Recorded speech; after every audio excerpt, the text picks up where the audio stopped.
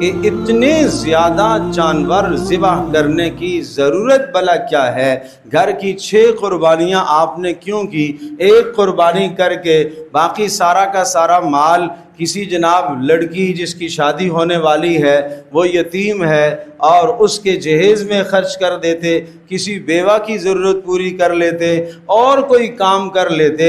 بات یہ ہے، اچھی طرح سے ذہن نشین فرما لیجئے، بیوہ کی مدد کرنا ثواب ہے، یتیم بچی کی مدد کرنا ثواب ہے، یتیم لڑکے کی فیس کا انتظام کرنا ثواب ہے، اسی طرح سے غریب آدمی کی بیماری اور علاج معالجے میں رقم کا صرف کرنا بہت بڑا ثواب ہے۔ مگر قربانی ایک عبادت ہے، قربانی ایک عبادت ہے، قربانی ایک عبادت ہے۔ یہ عبادت نہیں چھوٹے گی، یہ آپ کے ذمے رہے گی۔ اس کے بعد جو رقم آپ کے پاس موجود ہے وہ آپ ان مصارف میں لگائیے۔ اگر عید والے دن قربانی کے 3 ایام میں آپ کے پاس وافر مقدار میں رقم آ گئی ہے اور آپ یہ چاہ رہے ہیں کہ اس رقم کو میں اللہ کی راہ میں خرچ کروں، تو بہتر یہ ہے کہ قربانی کریں بجائے اس کے کہ کسی اور اچھے مصرف میں لگائیں۔ ان دنوں میں قربانی کرنا سب سے افضل ہے۔ پیارے رسول صلی اللہ علیہ وسلم نے ارشاد فرمایا کہ ان قربانی کے 3 ایام میں اللہ کے نزدیک جانور کا خون بہانا سب سے زیادہ پسندیدہ عمل ہے۔ اب اس پر میں ایک بات آپ کو سناتا ہوں۔ پیارے رسول صلی اللہ تعالی علیہ وسلم نے قربانیاں فرمائی، آپ نے ہر سال قربانی فرمائی ہے۔ پیارے رسول صلی اللہ تعالی علیہ وسلم نے حج کے موقع پر جو قربانیاں آپ نے فرمائی ہے، 1 نہیں، 2 نہیں، 3 نہیں، آپ نے 63 اونٹ ذبح فرمائے۔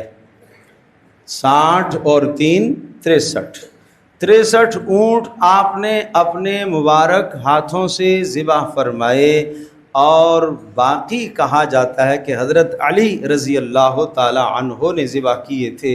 کل آپ نے 100 اونٹ منگوائے تھے۔ کس کے لیے؟ قربانی کے لیے۔ اب آپ اندازہ کریں کہ ایک اونٹ میں 7 قربانیاں ہوتی ہیں، تو اگر 63 اور 7 آپ ضرب دیں گے تو 441 قربانیاں بنتی ہیں۔ سوچو تو صحیح، پیارے رسول صلی اللہ تعالی علیہ وسلم نے 441 قربانیاں کیوں کی؟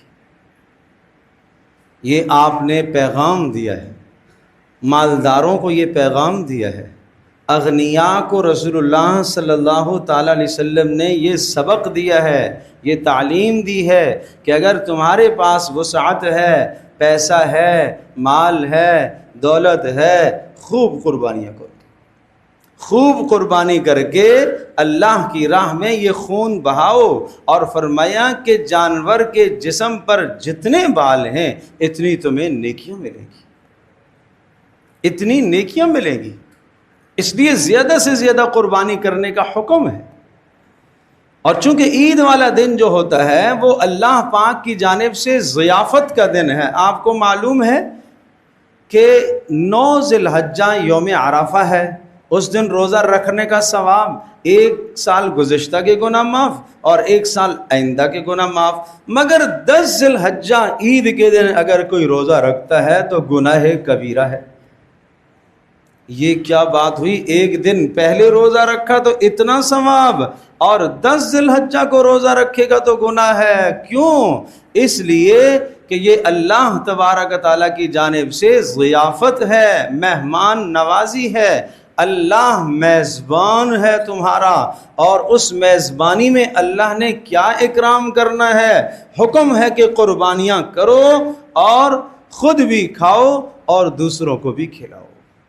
قربانیاں کرو، اور اللہ کی طرف سے ضیافت کا دن ہے، اس گوشت کو خود بھی کھاؤ اور دوسروں کو بھی کھلاؤ۔